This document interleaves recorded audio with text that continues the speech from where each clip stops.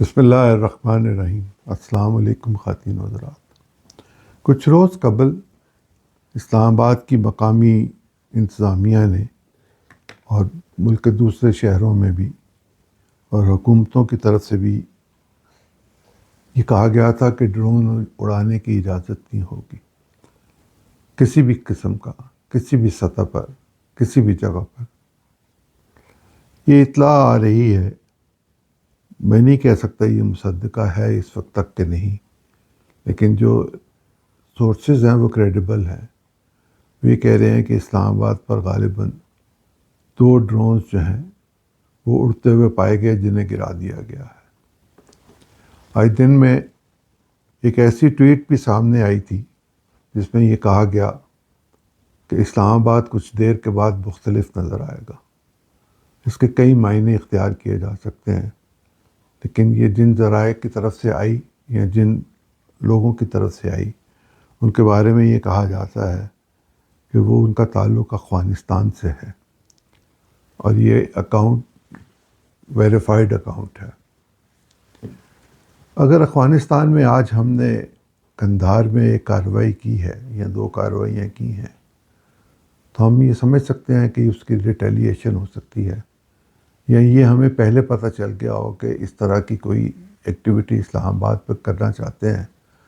وہ شرپسند جو پاکستان میں دہشت گردی پھیلانا چاہتے ہیں، جو افغانستان کی صورتحال کے نتیجے میں پاکستان میں کوئی بدامنی پیدا کرنا چاہتے ہیں، خوف و ہراس پیدا کرنا چاہتے ہیں، یا کچھ سرکاری تنصیبات کو یا بلڈنگز کو نقصان پہنچانا چاہتے ہیں، ممکن ہے اس کے نتیجے میں ہم نے ایک کارروائی کی ہو اور ہماری ایکٹیویٹی بہت نپی تلی جانچی سمجھی ہوئی ہوتی ہے، اور وہ لوگ جو یہ کام کرنا چاہتے ہیں یا کرنے کی کوشش کر رہے ہیں یا ارادہ رکھتے ہیں، ان کو یہ بات باور کروانا چاہتا ہوں کہ اگر انڈیا کچھ نہیں ہمارا بگاڑ سکا اور ہمارے ہاتھوں ذلیل و رسوا ہوا اور مار کھائی، چھتر کھایا، مار کیا کھائے، چھتر کھائے، تو یہ بیچارے افغانی چند گروپس یا 2-4 گروپ یا 10-20 گروپ جو بھی جتنے بھی کہہ لیں، یہ کیا بگاڑ سکیں گے پاکستان کا؟ پاکستان ایک نیوکلیئر طاقت ہے۔ پاکستان کے پاس دنیا کی بڑی افواج میں سے ایک فوج ہے جو بہت تربیت یافتہ ہے۔ وہ اپنے پروفیشنل کاموں میں کما حقہ اس صلاحیت کے مالک ہیں۔ ان کو بیٹ کرنا بہت مشکل ہے، بہت ہی ناممکن ہے۔ اگر کوئی یہ خیال کرتا ہے کہ وہ پاکستان پر حملہ کر کے پاکستان کے شہروں کو یا شہریوں کو یا تنصیبات کو یا فوج کو نقصان پہنچائے گا تو اسے چاہیے کسی پاگل خانے میں جا کے اپنا علاج کروائے۔ ادروائز اس کا علاج ہماری افواج کرنے کی صلاحیت رکھتی ہیں۔ اور پاکستان میں اب افغانیوں کے بارے میں جو جذبہ پایا جاتا تھا کہ یہ ہمارے بھائی ہیں اور ہم ان کی میزبانی کریں اور ہم انصار بننے کی کوشش کریں، وہ ان کے کرتوتوں کی وجہ سے، ان کی ایکٹیویٹی کی وجہ سے، ان کی شرپسندی اور شدت پسندی اور انتقام کی وجہ سے اور ان کے رویوں کی وجہ سے وہ ہمدردی دن بدن ختم ہو چکی ہوئی ہے، وہ باقی نہیں بچی ہوئی۔ اب ہم یہ کہتے ہیں کہ ان کو جلدی واپس بھیجیں۔ یہ جس بستی میں ہے، میرا اور آپ کا فرض ہے کہ ہم مقامی پولیس کو اطلاع دیں کہ ہمارے ارد گرد کہاں افغانی رہتے ہیں، تاکہ ان کو ان کے وطن واپس بھیجا جائے۔ وہ باعزت طریقے سے اپنے وطن واپس چلے جائیں، ہم بھی ان سے آزادی حاصل کر لیں اور وہ بھی اپنے آپ سے آزادی حاصل کر لیں۔ ادروائز اس طرح تو خرابی ہوگی، اور خرابی کے نتیجے میں بہتری نہیں ہوا کرتی، خرابی ہی ہوتی ہے۔ ایک بڑی خرابی جو دنیا میں ہو چکی ہوئی ہے وہ اسرائیل اور امریکہ کا ایران پر حملہ ہے، اور ایران کا جوابی جواب ہے۔ جوابی جواب کا لفظ استعمال کر رہا ہوں۔ ایران اگر یہ نہ کرے تو کیا کرے؟ ایران کے پاس کوئی آپشن نہیں ہے، چونکہ ایران کے پاس شاید اتنی صلاحیت نہیں ہے کہ وہ یہاں بیٹھ کر تہران میں یا زائدان میں یا کسی اور جگہ پر بیٹھ کے وہ ایسا میزائل پھینکے جو نیو یارک پر یا واشنگٹن پر یا ٹیکسس پر یا کیلیفورنیا پر یا کسی اور جگہ پر گر سکے۔ میرا خیال ہے ان کے لیے ممکن نہیں ہے، اور وہ جو ان کے قریب ترین ہدف ہیں ان کو وہ ٹارگٹ کر رہے ہیں، جس کے نتیجے میں اسلامی دنیا میں ایک تذبذب پایا جاتا ہے، ایک تشویش پائی جاتی ہے، ایک کشیدگی پائی جاتی ہے۔ بڑھ بھی سکتی ہے لیکن یہ ختم ہونی چاہیے، یہ کم ہونی چاہیے۔ یہ بات کل بھی میں نے کی تھی اور یہ بات سننے میں آ رہی ہے کہ کچھ انڈائریکٹ رابطوں کی صورت پیدا کی جا رہی ہے یا ہو چکی ہوئی ہے، اور کوئی تھوڑی بہت بات کرنے کا ڈھنگ سلیقہ سمجھ آ رہا ہے، کوئی ابتدائی قسم کی بات سمجھ آ رہی ہے۔ لیکن جو ایران چاہتا ہے، کیا وہ امریکہ کر دے گا یا اسرائیل کر دے گا؟ ایران یہ چاہتا ہے کہ اس کے ارد گرد کی ریاستوں سے امریکی اڈے ختم کر دیے جائیں۔ کیا امریکہ ایسا کرے گا؟ میرا یقین ہے کہ امریکہ ایسا نہیں کرے گا، اور وہ ریاستیں بھی ان حالات میں تو نہیں چاہیں گی۔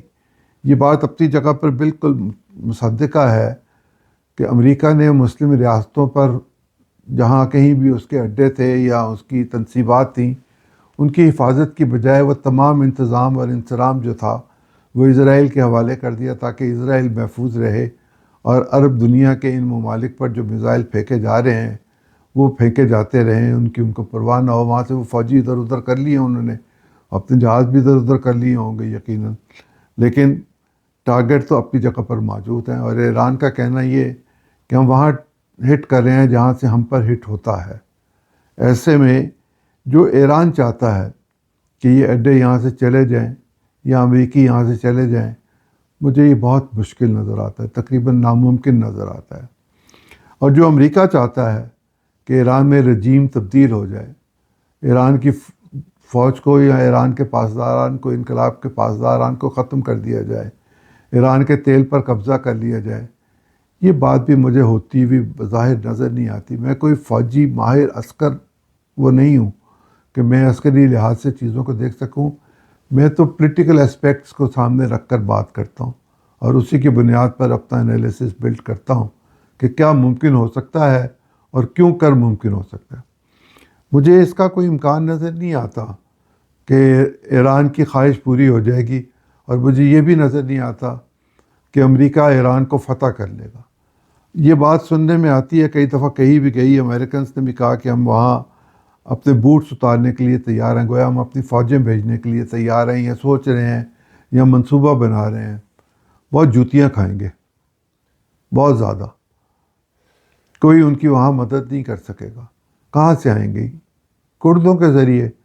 تو کردوں والا معاملہ تو میرا نہیں خیال کہ ہونے جا رہا ہے۔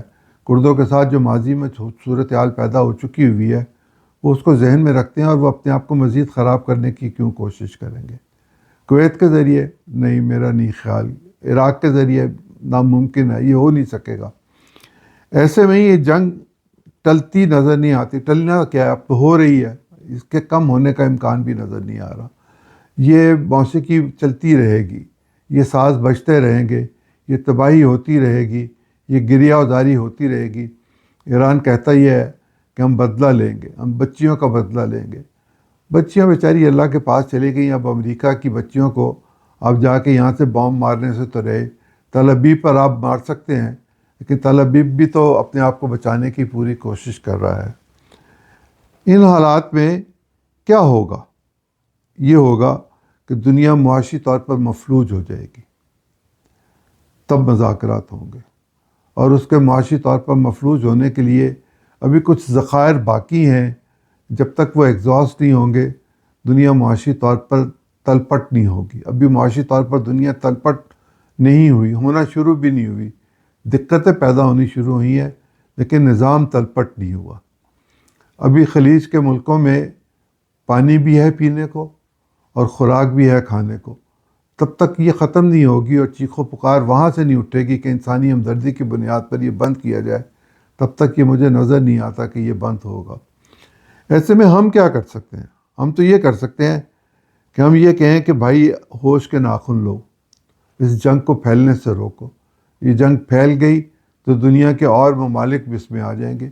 کچھ ممالک تو ایسے ہیں جو یہ کہہ رہے ہیں کہ ہم اس کا حصہ نہیں بننا چاہتے، اور وہ بنیں گے بھی نہیں، بن بھی نہیں رہے، اور اگر بننا چاہتے تھے تو ان حالات میں وہ پیچھے ہٹیں گے۔ جب وہ پیچھے ہٹیں گے تو پھر یقیناً ایران کی ایک حوصلہ افزائی ہوگی کہ ایسا ممکن ہے کہ میں یہ ایکٹیویٹی جاری رکھوں اور باقی ممالک بھی یہ کہہ دیں۔ لیکن بہت سارے ملک تو یہ کہہ رہے ہیں نا کہ ہم اپنے ملک کے اندر سے ان کو استعمال نہیں کرنے دیں گے، اپنی فضا کو یا اپنی زمین کو، کہ آپ اس کو استعمال کریں۔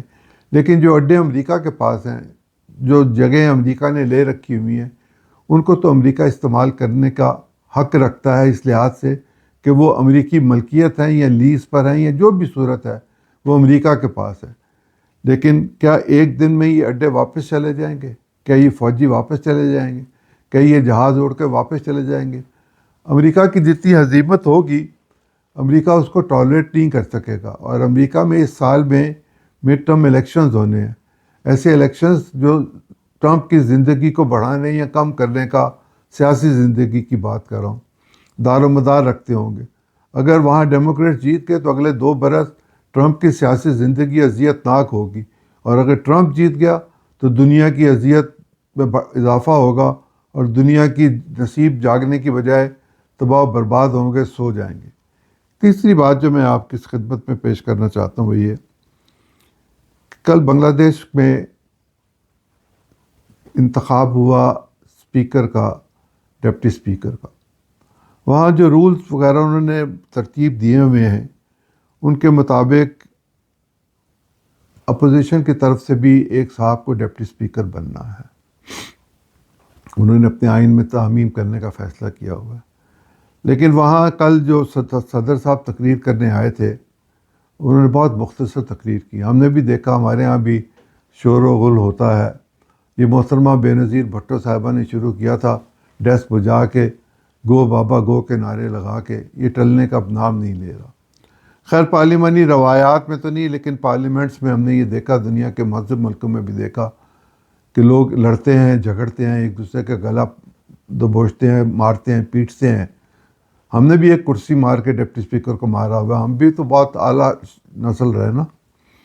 وہاں کل یہ تو نہیں ہوا کہ انہوں نے کوئی کرسی اٹھا کے ماری ہو، لیکن ڈاکٹر شفیق الرحمان صاحب کی قیادت میں وہاں احتجاج ہوا اور یہ کہا گیا کہ وہ شخص جو قاتلوں کا ساتھی تھا، جو ہمارا دشمن ہے، ہم اس کا خطاب نہیں سننا چاہتے، اس کو پارلیمنٹ میں آنا ہی نہیں چاہیے تھا. اور میں یہ سمجھتا ہوں کہ بی این پی نے اس صدر سے جو ان کے مخالف تھا، ان کے خلاف کام کرتا تھا، اس سے اپنے لیے ایک تقریر کروا کے ریکارڈ میں محفوظ کر لیے ہیں کچھ چیزیں، تاکہ اگلی زندگی میں ان کو کام آئیں، سیاسی زندگی میں ان کے کام آئیں گی. کہ عوامی لیگ کا منتخب شدہ یہ کہہ گیا تھا. یہ صدر رہنا تو نہیں ہے، اس صدر کو تو جانا ہی ہے. صبح گیا کہ شام گیا، جی کا جانا ٹھہر گیا ہوا ان کا، انہیں جانا ہے. لیکن بی این پی اپنے مقاصد پوری کر کے ان کو بھیجے گی، اس سے پہلے نہیں جانے دے گی. 133 آرڈیننس جو ہیں وہ کل ایوان میں پیش کیے گئے، جن کو کہا جاتا ہے میز پہ رکھے گئے یا پیش کیے گئے. یہ وہ آرڈیننسز ہیں جو انٹرم گورنمنٹ نے مختلف اوقات میں مختلف اقدام کرنے کے لیے جاری کیے تھے. وہاں ایک بڑا معاملہ طے ہوا تھا، اور وہ یہ تھا کہ ایک ان کے درمیان معاہدہ ہوا تھا پولیٹیکل پارٹیز کے درمیان، جس کو جولائی ریزولوشن کہتے ہیں، جس میں یہ کہا گیا تھا کہ وہاں دو ایوان کی پارلیمنٹ ہوگی. وہاں پہلے صرف اسمبلی ہوتی تھی، اب سینٹ نے بھی بننا ہے. کچھ اور چیزیں ہیں لیکن اختلاف پایا جاتا ہے اس کی پوری امپلیمنٹیشن پر. یہ بھی کہا جاتا ہے کہ یہ وہ حکومت جو تھی وہ کانسٹیٹیوشنل نہیں تھی. اگر وہ حکومت کانسٹیٹیوشنل نہیں تھی تو پھر جو انتخاب ہوا وہ کانسٹیٹیوشنل کیسے ہے؟ اور اگر انتخاب ہونے کے بعد اس کو انڈیمنیفائی کیا جا رہا ہے تو پھر باقی ساری چیزیں بھی انڈیمنیفائی ہوں گی، ادروائز تو یہ ایوان رہ ہی نہیں سکے گا. میں دیکھ یہ رہا ہوں کہ وہاں احتجاج شروع ہوگا. احتجاج کے بعد پہلے نشاندہی ہوگی کہ یہ ہوا، یہ نہیں ہوا، یہ نہیں ہوا، یہ ہونا چاہیے تھا، اس کو یوں کیا جائے، اس کو یوں کیا جائے. وہاں اپوزیشن کے لیڈر کے پاس جو اختیارات ہیں ان میں شاید یہ موجود ہے کہ وہ مختلف شعبہ جات کے لیے اپنے ایڈوائزر مقرر کر سکتا ہے. کم از کم فارن افیئرس کے لیے تو میری نظر سے گزرا کہ وہ فارن آفس میں ان کا ایک ریپرزینٹیٹیو باقاعدہ بیٹھ سکتا ہے، جس کو سرکاری درجہ دیا جاتا ہے یا دیا جائے گا، ابھی دیا نہیں گیا. اسی طرح باقی جگہوں پر بھی ہوگا، جو داخلہ کے معاملات ہیں وہ بھی ہوں گے. جون میں حسینہ واجد کے خلاف کچھ مقدمات کی سماعت کی بات سامنے آئی ہے. وہ پہلے ہی موت کی سزا کی حقدار ٹھہر گئی ہوئی ہیں، لیکن انتخاب کے بعد جو اطلاعات تھیں، ہم نے کافی دن سے ان سے بات نہیں کی تھی بنگلہ دیش پر، اس لیے جو بات میرے ذہن میں آ رہی ہے میں آپ کے سامنے رکھ رہا ہوں. بنگلہ دیش انٹیلیجنس کے ہیڈ جو ہیں، آرمی انٹیلیجنس کے، انہوں نے غالباً انڈیا کا دورہ کیا، اور وہاں انڈیا کی انٹیلیجنس سے اور انڈیا کے intelligence, military intelligence, army intelligence یا جو بھی ان کی ڈیفنس کی انٹیلیجنس ہے اس کے لوگوں سے وہ ملے ہیں، اور اس میں کچھ چیزیں انہوں نے یقیناً طے کی ہوں گی۔ اس کا مطلب یہ ہے کہ انڈیا کے ساتھ ان کے ریلیشنز میں جو بہت ہی زیادہ سرد موری تھی وہ شاید اتنی نہیں رہے گی، ورکنگ ریلیشن شپ اب ڈیولپ ہوگا، اور اس میں انٹیلیجنس شیئرنگ اگر شروع ہو گئی تو پھر بہت ساری چیزیں اور بھی ہوں گی۔ ایسے حالات میں جب وہاں ایک بہت مضبوط اپوزیشن موجود ہے اور جو نظریاتی بنیادوں پر موجود ہے، وہ یہ کہہ رہی ہے کہ ہم پہلے نشاندہی کریں گے، پھر احتجاج کریں گے، اور پھر ہم اس پر رد عمل دیں گے۔ وہ رد عمل تک اپنی چیزوں کو سوچ چکے ہوئے ہیں۔ اس دوران وہاں لوکل باڈیز کا انتخاب ہونے جا رہا ہے، جس میں اس بات کی توقع کی جا رہی ہے کہ جو پچھلے انتخابات میں دھاندلی کے الزامات لگے تھے اس طرح کی چیزوں سے وہ بچنے کی کوشش کریں گے، اور جماعت اسلامی بنگلہ دیش کے سیکرٹری جنرل کی انتخابی عہدیداری کو تسلیم کر دیا گیا۔ اس کی باقاعدہ ہیئرنگ شروع ہونے والی ہے، 2-4-10 دن میں وہ ہیئرنگ شروع ہو جائے گی، اور یہ توقع کی جا رہی ہے کہ ان کا جو موقف ہے اس کو تسلیم کیا جائے گا، اور اگر وہ تسلیم ہو گیا تو تقریباً 50 کے قریب سیٹوں پر معاملات جو ہیں وہ پھر ان کی نظر سے گزریں گے، ٹریبونل کی نظر سے۔ کتنے ان میں سے ٹھیک ہیں، کتنے غلط ہیں، یہ فیصلہ تو ان کی عدالت نے اور انہوں نے کرنا ہے، لیکن بہرحال ایک دلچسپ صورتحال وہاں بھی پیدا ہوئی ہے، اس کو بھی دیکھنا چاہیے۔ ایسے میں دنیا کی نظریں افغانستان سے ہٹ کر بنگلہ دیش کی طرف چلی گئی ہیں، اور وہاں دنیا کے مختلف ممالک کے وفود جس طرح آ رہے ہیں اور جس طرح وہ کمیونیکیٹ کر رہے ہیں ایک دوسرے کے ساتھ، اس بات کا اندازہ کیا جا سکتا ہے کہ بنگلہ دیش کی خطے میں اہمیت بڑھے گی، اور میں یہ توقع کرتا ہوں کہ سارک کے حوالے سے وہاں کے پرائم منسٹر اپنے والد کے دیے ہوئے آئیڈیا کو آگے لے کے چلیں گے، جس پر ان کی والدہ محترمہ بھی کاربند رہیں اور وہ پاکستان بھی تشریف لائیں اسی سلسلے میں سارک کی کانفرنس کے حوالے سے۔ غالباً 2004 جنوری فروری میں وہ تشریف لائیں تھیں، جہاں تک مجھے یاد ہے آخری دفعہ۔ حسینہ واجد تو نہیں آنا چاہتی تھی، اور وہ تو مودی صاحب کے ساتھ ان کی گود میں ہی رہنا چاہتی تھی۔ اب یہ چیزیں جو ہمارے پاس ہو رہی ہیں، جیسے میں نے آپ سے گزارش کیا کہ افغانستان ایک پرابلم پیدا کرنے کی کوشش کر رہا ہے۔ اگر افغانستان دہشت گردی کو ختم کر دے تو ہمیں کوئی ضرورت نہیں ہے ان کے کسی جگہ پر کوئی کسی قسم کی کارروائی کرنے کا، اور اگر وہ نہیں کریں گے تو ہم یقیناً یہ کارروائی کریں گے۔ امریکہ اور ایران کے معاملات مجھے ٹلتے نظر نہیں آ رہے۔ آج امریکہ کو دکھانے کے لیے، امریکہ کو خاص طور پر دکھانے کے لیے، ایران کے پریزیڈنٹ خود ایک مارچ میں موجود تھے، تہران کی سڑکوں پر انہوں نے واک کی ہے۔ علی لاریجانی جو ہیں وہ بھی وہاں موجود تھے، جو ان کے فارن منسٹر ہیں وہ بھی وہاں پر موجود تھے۔ اس کا مطلب یہ ہے کہ ایران کی قیادت نے امریکہ کو یہ باور کرانے کی کوشش کی کہ لیجیے ہم سڑک پر آنا شروع ہو گئے ہیں، اور ہم جو کر رہے ہیں ہم اس کی ذمہ داری بھی قبول کر رہے ہیں، اور ہمارے ہاں یکجہتی کی کوئی کمی نہیں ہے۔ ایسے حالات میں امریکہ کو یہ سوچنا چاہیے کہ اگر ایران کو شکست نہیں دی جا سکتی، اور امریکہ شکست کے قریب ہے، امریکہ تو کہہ رہا ہے کہ میں ایک رات میں جیت گیا تھا، لیکن اس کے بعد وہ جس طرح وہاں حملے کر رہے ہیں وہ یہ بتاتے ہیں کہ ابھی ان میں بہت دم خم باقی ہے ایرانیوں میں، جس کا وہ ان کا سر جھکانا چاہتے ہیں، اور وہ سر کٹوانے کے لیے تیار ہیں، جھکانے کے لیے نہیں۔ ایسے میں اس بات کی کوشش کرنی چاہیے، اور اگر ہم کوشش کر رہے ہیں تو بہت اچھا کر رہے ہیں، اور خاموش ڈپلومیسی ہی بہتر نتائج نکال کے دے سکے گی، بجائے اس کے کہ شور و غل ہو اور پھر انا کا مسئلہ آ جائے۔ خاموشی کے ساتھ اگر کچھ چیزیں ٹھیک ہو جائیں تو بہت بہتر ہوگا۔ بصورت دیگر دنیا میں معاشی حالات بہت زیادہ خراب ہو جائیں گے، کروڑوں لوگ بے روزگار ہوں گے، ڈیولپمنٹ کے لیے بہت پیسہ چاہیے ہوگا، انفراسٹرکچر تباہ ہو جائے گا، اور اگر تیل کے کنووں اور تیل کے ذخائر کو آگ لگ گئی تو آگ کو لگی آگ تو پھر بہت زیادہ بڑھ جاتی ہے۔